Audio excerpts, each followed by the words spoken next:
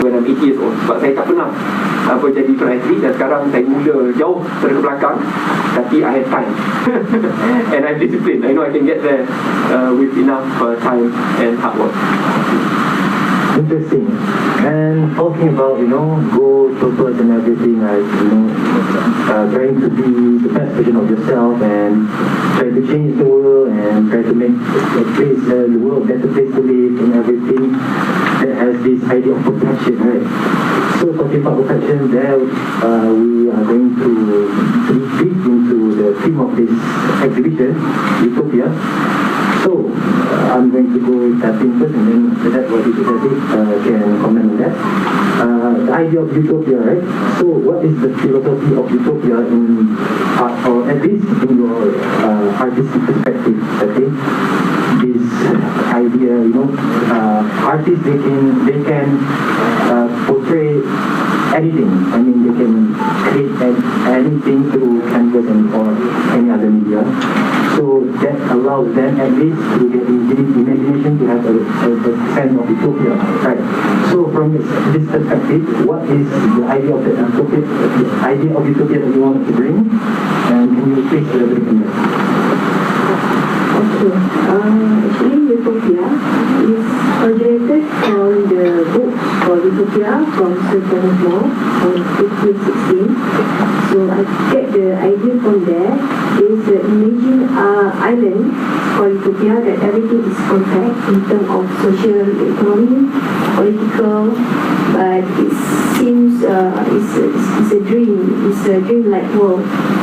So everyone is happy. Staying at this Utopia world, but every day you can see so many cases like critical illness, mental illness, so that makes the boundaries getting stronger to achieve the dream world that everyone wish for. So this is my imagination. Where's the place? Like in this gallery, you can spend time here, enjoy your time, and feel the vibe.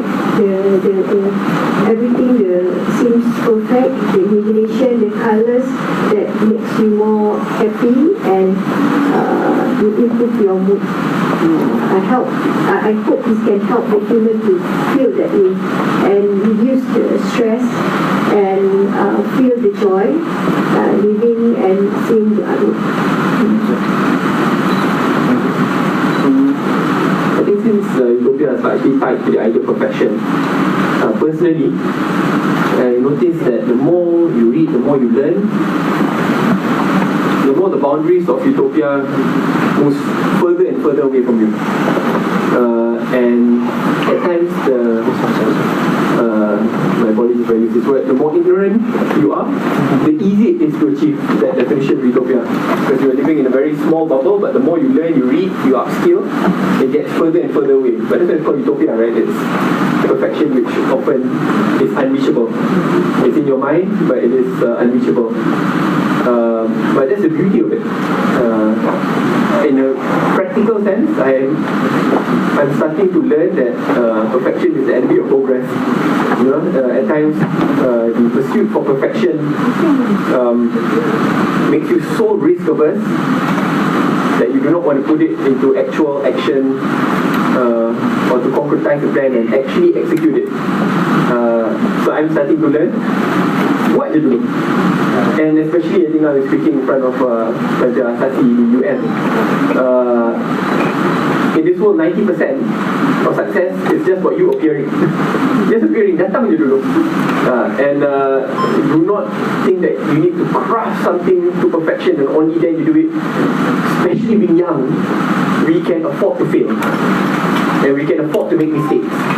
Because if you want to leapfrog the previous generation or those who are already in front of you with a competitive edge, mungkin mereka ni datang dari keluarga yang kaya atau mungkin ada networking lebih luar biasa, then you cannot use the same conventional route.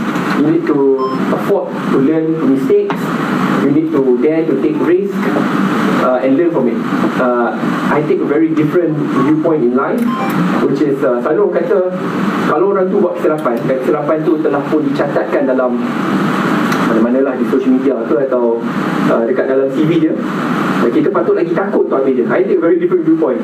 I think kalau turut aku kesilapan tapi that person has learned from it, lagi nak ambil dia. Apa advantage orang ini ada? He or she has gone through it and has learned from it and will most likely not repeat it. Jika dibandingkan kita ni nak orang yang perfect atas kertas dia, perfect, but that perfect person has not been challenged, confronted with different issues. Imagine that person has gone through the same issues orang yang mungkin pernah jatuh dan tewas sebelum ni.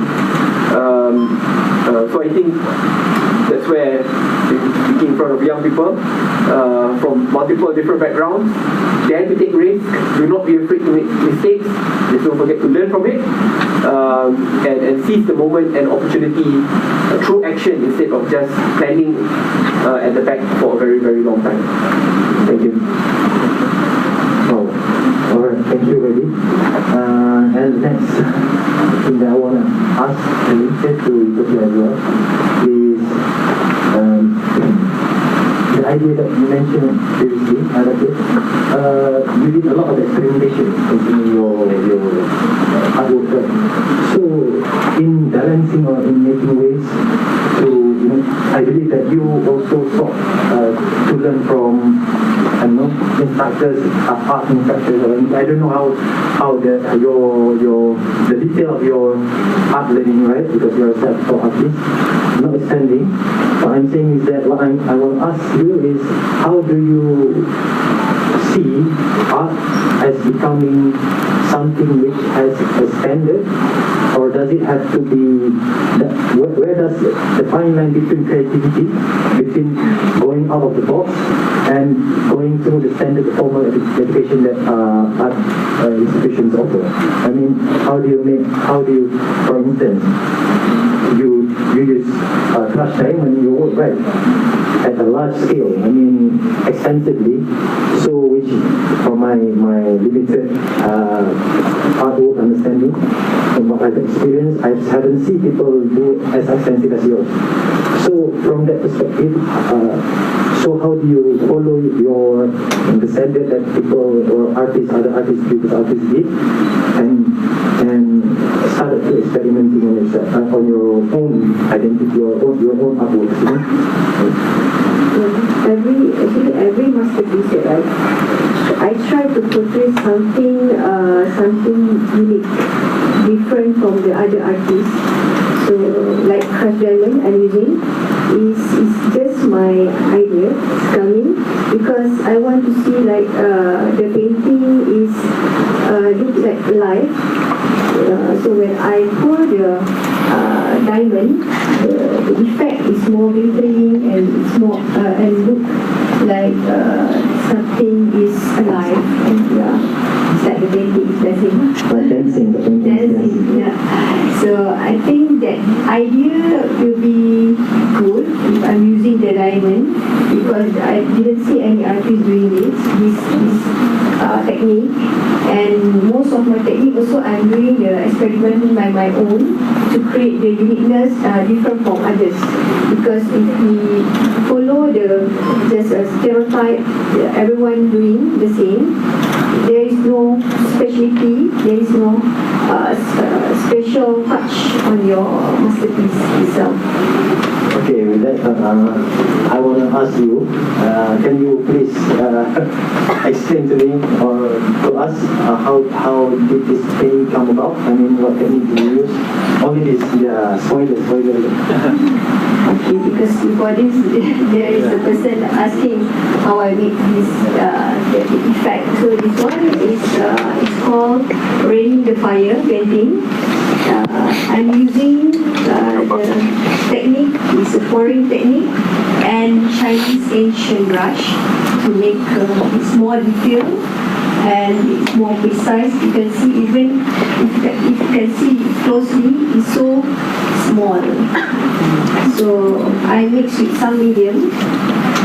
It's not one medium, it's a lot of medium, so it's difficult for me to explain, because also have a measurement. Each of the medium have a measurement, the weight, have also the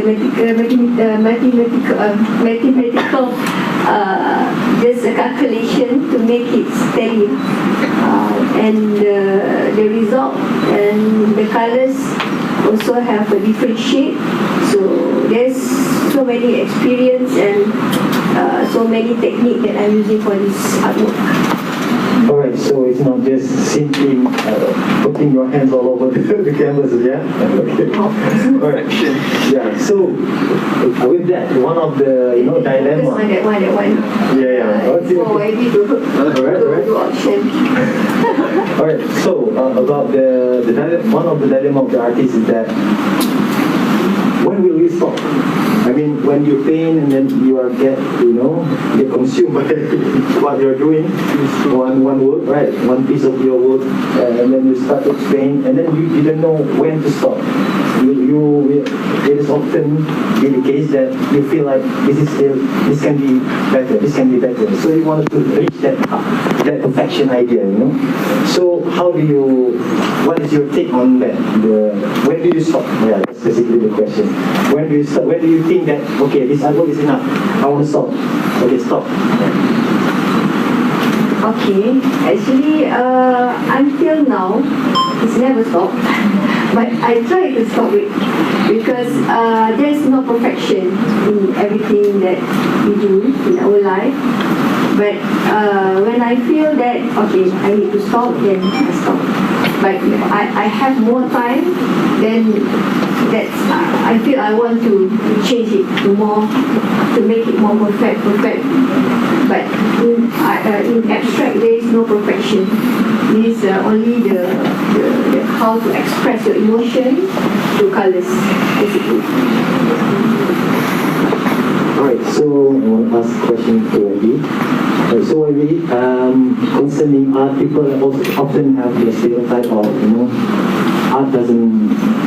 You cannot build a career through art. You cannot make money.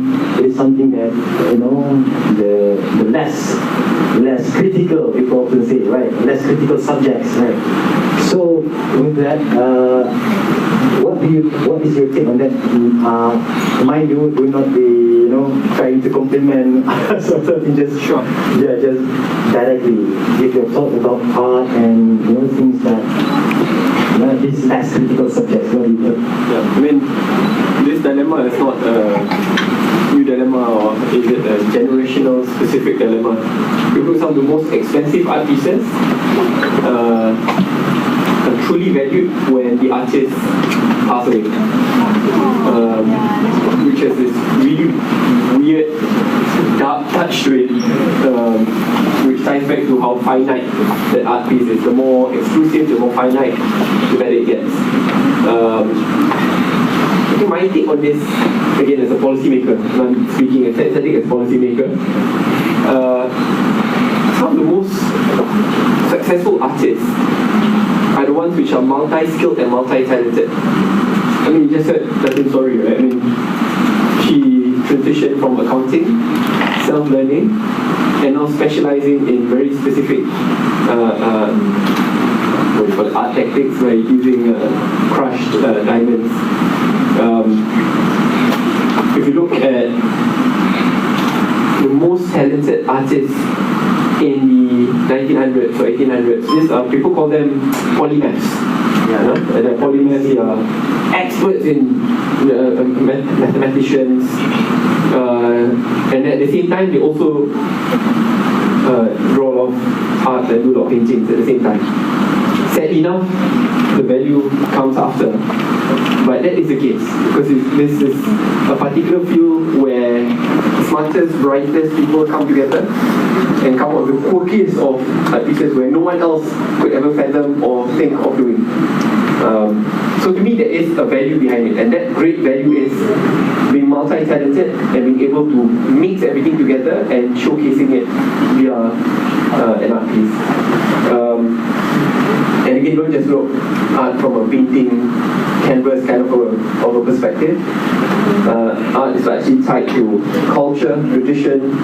You look at, for example, in Muar, where you want to preserve different traditions. Every month we have Pesta Bulan Ngambang, the Japanese culture, different form of dances, tarian, barong and the like. That is also a different form of art. But when I meet up with them, I always ask like, how do you make money? And this is in the end dollars and cents when I go back. And they have a full-time job, but at the same time they also do this out of passion.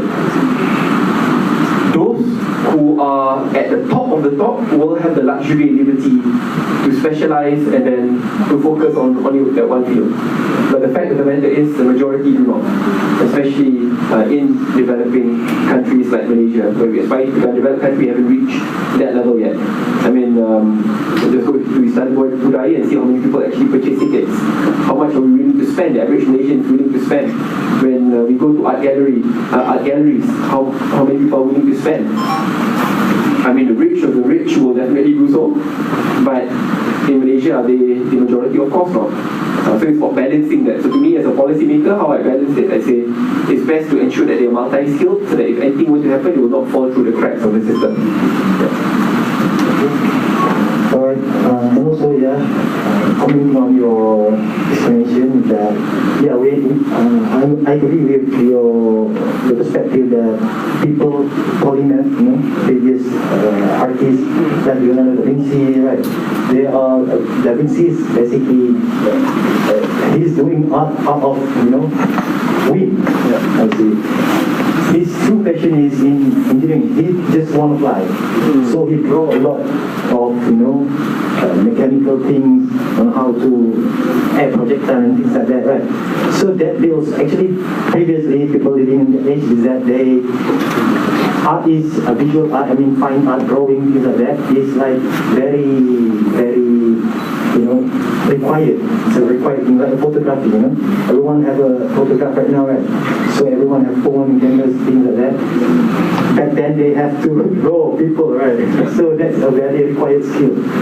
So it doesn't, Da Vinci doesn't really, matters too much, concerning. However, his artwork, as you all know, Mona Lisa, right, is one of the, most rare pieces in this planet. So, I agree with you about that.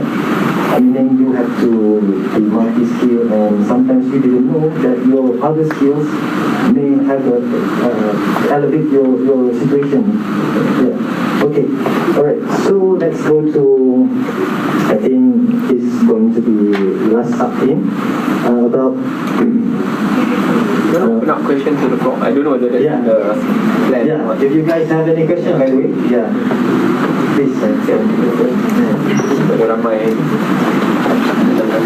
You guys have any question to the panelists? Hello, Syed. Saya ada beberapa soalan bertanyakan. Pertama kali saya kenalkan diri saya dulu. Saya Lukman Roslan. Saya merupakan Lukman Roslan.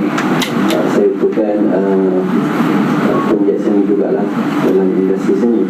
So saya nak tanyakan berkaitan dengan berapa lama tempoh masa untuk siapkan karya-karya yang berskala besarnya bagi saya, sebab ini bukan mudah kan, buat benda ni perlukan masa, mental kita lagi kan. So mungkin kat sini ada yang student ataupun pengiat-pengiat seni yang lain, mungkin boleh bagi inspirasi sikit kepada pelajar-pelajar baru ni lah. So berkaitannya macam how long boleh hasilkan karya ni. Saya ini bukan mudah.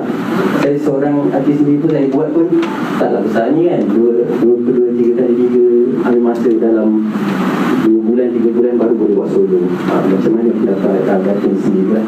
Itu saya soalan saya.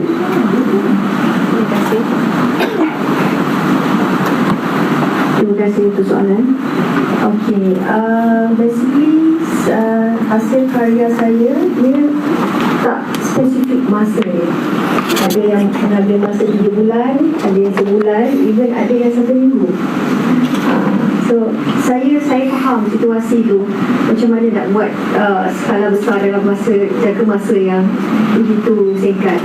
That's why lah I took about 5 years in terms of the experimentation, about the kenal macam mana every colours have their pigment. So if we use the traditional method, maybe tahun pun tak boleh siap kalau tengok very details. So through experiment, through experience, I create something that yang boleh buat cepat through the pigment itself. Every pigment have their own their own character. So I use that one mixing with the natural element such as latex, diamond, sand, and then so the result will be different. So also have the calculation that I mentioned before. Every medium that I use have calculate the measurement, the weight, and then from that one I got proper result with the unique. The masterpiece seems unique for me. Yeah. Okay. Anyone who wants to ask questions to both panelists? Okay. Yes.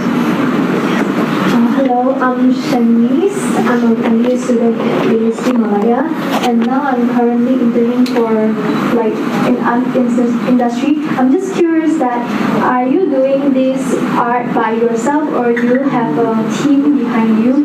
Because I think there's a lot of for these kinds of art, it does take a lot of time. So I'm just curious, how do you manage to complete this all? How do you manage your time? And also, what's your idea from, for doing your art pieces? So basically, it's me alone with all this. Oh. Yeah, it's me alone. Yeah, I experienced it about 4 years, 4 to 5 years experimentation, and then from that calculation, I create something artwork that is faster than every time I do painting, then the time is more lesser than before, because I have this special technique that I use as a base. I'm using pouring method. If I pour it, then it's become all nice. The base I get something different already, and then I just enhance the design using the special brush such as Chinese ancient brush to make it more unique and different shade of colors. So that's the technique that I'm using, so that the time I can shorten the time period to get a more unique and precise details for every artwork. That's quite, a very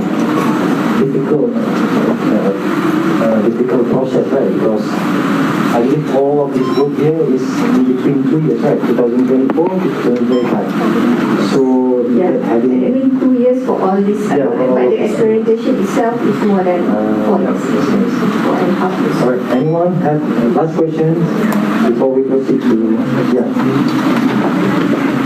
It's passed on to. Hello, good evening. My name is Kalisa Chu, and I'm taking foundation in social science. Thank you for giving me the chance to ask a question. I'm also a fellow artist myself. I've been doing art for quite some time. Have you ever struggled with art block? And have you ever considered giving up in what you do at times? I've never given up in everything that I do, because I love my job. So every moment that I spend to make the artwork, I enjoy it very much. And the color blocks that I'm using, such as I use the vibrant colors, the mixture of colors that have benefit to human. I choose, especially you can see most of the colors I'm using yellow, blue, to enhance the blue can effect more relaxation and soothing effect. Yellow can stimulate to be more creative in thinking, and red can increase can make you more energetic during the day. So that benefit, the color benefit itself, I choose to improve the human mood and human stimulate the new thought for every human, because every colors have their special, have their power, energy, and into our body. Actually, there is a color therapy. If you can see in our hospital, they are using the healthcare, especially they are using color therapy such as blue and green to make the patient more relaxed, and the result they can shorten the recovery period for the one patient. Wow, now we have, therapeutic function of art, right? So as we all can see, art has many benefits. Alright, so last questions.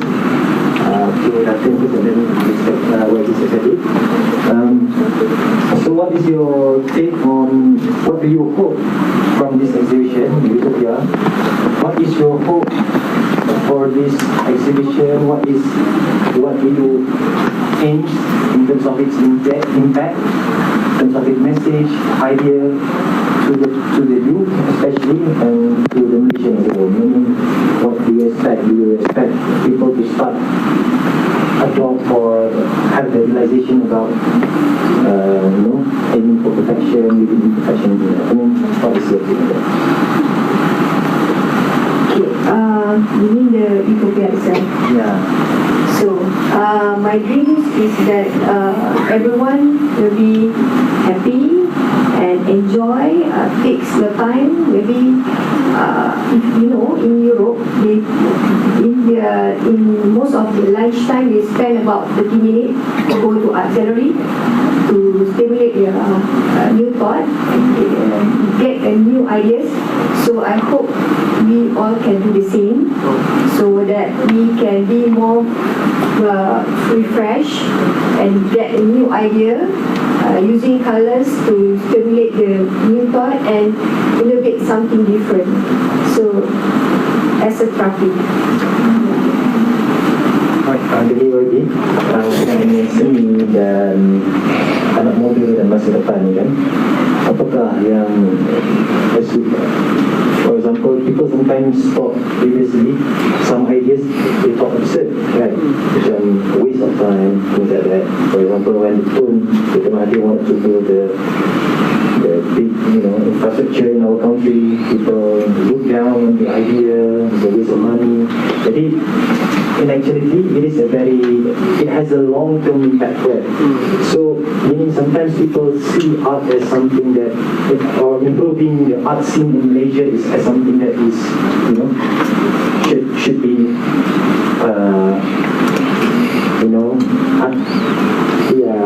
meaning downgraded. Yeah, they have this kind of that kind of perspective, right? So, what is your view on that? I mean, I'm not an artist, but in a very different context. When you want to try build something new, or in bahasa, as you say, bila nak menongkah arus, memang akan ada perintangan yang luar biasa. But when you have a clear vision and mission in your mind, and you've embedded it in your system, you will have that grit in you to persevere. It doesn't mean you should not listen to the noises. Dengar, improve, but you're not distracted to a point that you cannot move forward. So there is an art behind it where you need to balance things out. Dengar pandangan, dengar kritikan, tapi tak saya sampai ke satu tahap di mana kita takut nak langkah ke hadapan. When you have that in you, you know how to balance things out. Problem is when we don't have a vision, passion, or the English word which is called grit, we don't have it in us. Tu kita kena tarik dengan pandangan orang lain, and we become slaves to other people's opinions and vision and mission instead of staying true to our cause. So my last advice is find your North Star in life. Semua orang ada ada nosa yang masing-masing. Ada dalam bidang seni, ada dalam contoh mana-mana sektor yang kita minat dan mungkin kita nak bekerja dalam sektor tersebut. Find a nosa and stick onto it, hold on to it very closely. Yes, you need to be agile and nimble in surviving and moving forward, but not to a point where you forget your true values and yourself. Kerana lazimnya perubahan yang paling bermakna datang dengan risiko yang luar biasa, dan perubahan yang paling bermakna akan dibuat oleh orang yang sanggup mengambil risiko tersebut dan merungkak arus dan tidak mengguna jalan yang mudah. That's the best way how you reach success. Okay, thank you.